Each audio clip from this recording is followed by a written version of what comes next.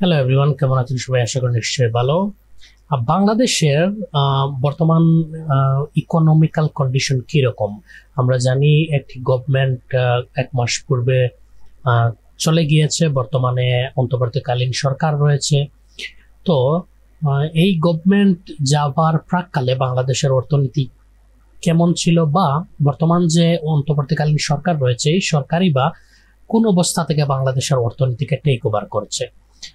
তো এই বিষয়টি আসলে বোঝার জন্য আমাদেরকে কিছু ইন্ডেক্স দেখতে হবে। যে ইন্ডেক্সগুলো যদি আমরা একটু ভালোভাবে লক্ষ্য করি তাহলে আমরা বুঝতে পারবো যে বিগত সরকার বাংলাদেশের ইকোনমিক্যাল কন্ডিশন কোন পর্যায়ে রেখে গিয়েছে, বা কোন অবস্থায় বর্তমান সরকার বাংলাদেশকে টেক ওভার করছে। তো তার জন্য আমাদের প্রথমে যে জিনিসটি দেখতে হবে সেটি হচ্ছে বাংলাদেশের জিডিপি সাইজ কিরকম। তো সেজন্য যদি আমরা দেখি তাহলে বুঝতে পারবো যে বাংলাদেশের জিডিপি কিরকম, বা আসলে জিডিপি বাংলাদেশের 2022-তে 460 বিলিয়ন ছিল। তারপর আপনার 23-তে 437 বিলিয়ন ডলার। হ্যাঁ, তো আসলে এইরকমই।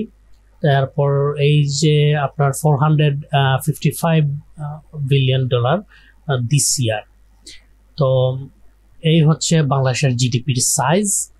তারপর আমরা যদি জিডিপি পার ক্যাপিটা দেখি, তো পার ক্যাপিটা ইনকাম সেটি close to 2700 US dollar, more than 2600 US dollar. Actually এটা আসলে 2009-10 থেকে আপনার বাড়তে শুরু করে। তার আগ পর্যন্ত খুবই স্লোলি যাচ্ছিল, কিন্তু 9-10 থেকে খুবই সিগনিফিকেন্টলি বাংলাদেশের জিডিপি পার ক্যাপিটা বৃদ্ধি পায়, বা জিডিপিও বৃদ্ধি পায় মূলত। তারপর যদি আমরা ফরেন এক্সচেঞ্জ রিজার্ভ দেখি, তার ফরেন এক্সচেঞ্জ রিজার্ভ এটি month by month foreign exchange reserve আপনার এটি ড্রপ করেছে, খুবই সিগনিফিকেন্টলি ড্রপ করছে। সেটি এটি হচ্ছে মান্থ বাই মান্থ লাস্ট ইয়ারের গ্রাফ।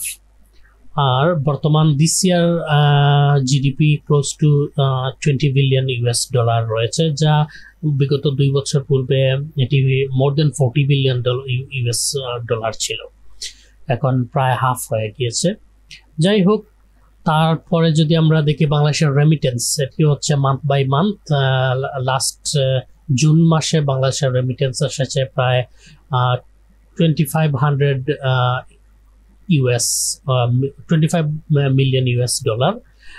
তারপর মেতে এসেছে এগেন 2500 ইউএস মিলিয়ন ডলার। তো এটি হচ্ছে মান্থ বাই মান্থ গ্রাফ। এটি আসলে বৃদ্ধি পাচ্ছে মূলত রেমিটেন্স আসা। তারপর যদি আমরা দেখি বাংলাদেশের এক্সপোর্ট কি পর্যায়ে রয়েছে, তো বাংলাদেশের export actually close two 60 billion US dollar. আপনার এটি 22 পর্যন্ত এখানে গ্রাফে দেখতে পাচ্ছি আমরা। 22 পর্যন্ত এটি 59 বিলিয়ন ইউএস ডলার ছিল। পর তো এইরকমই আসলে আমাদের এক্সপোর্ট আসলে 50 to 60 বিলিয়ন ইউএস ডলারের মধ্যেই আছে। তারপর আমরা দেখি যদি জিডিপি গ্রোথ রেট, তো জিডিপি গ্রোথ রেট আপনার 6.5%, আর normal growth rate 6.5% growth rate আমাদের জিডিপি, অর্থাৎ 6.5% হারে বৃদ্ধি পাচ্ছে আমাদের জিডিপি। অন্যদিকে আমরা যদি ইনফ্লেশন দেখি, বাংলাদেশের ইনফ্লেশন রেট সিগনিফিকেন্টলি গ্রো করেছে লাস্ট জুলাই মাসে, যেহেতু জুলাই মাসে আন্দোলন ছিল, নানা কারণে বাংলাদেশ সংকটময় মুহূর্ত পার করছিল। তার আগে 9% হারে ইনফ্লেশন রেট। তো জুলাই মাসে এসে আপনার it is close to 12%, actually more than 11% inflation rate. তারপর যদি আমরা ক্রেডিট স্কোর দেখি, ক্রেডিট র্যাঙ্ক দেখি বাংলাদেশের, তাহলে ক্রেডিট র্যাঙ্ক হচ্ছে আপনার 36 36 ক্রেডিট র্যাঙ্ক 100 এর মধ্যে। আপনার উপরের দিকে রয়েছে অস্ট্রেলিয়া, কানাডা, ডেনমার্ক, জার্মানি, এই দেশগুলো। আর যদি আমরা জিডিপি র্যাঙ্ক দেখি তাহলে 35th ইকোনমি বাংলাদেশের ইকোনমি জিডিপি অনুযায়ী।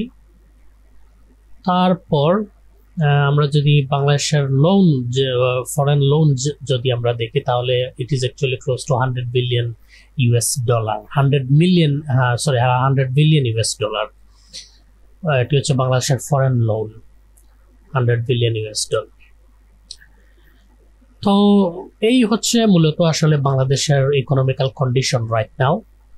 তো এই জায়গা থেকে আসলে বিগত সরকার বাংলাদেশকে রেখে গিয়েছে এবং বর্তমানে যে অন্তর্বর্তীকালীন সরকার রয়েছে এই সরকার বাংলাদেশকে আসলে এই জায়গা থেকে টেক ওভার করেছে।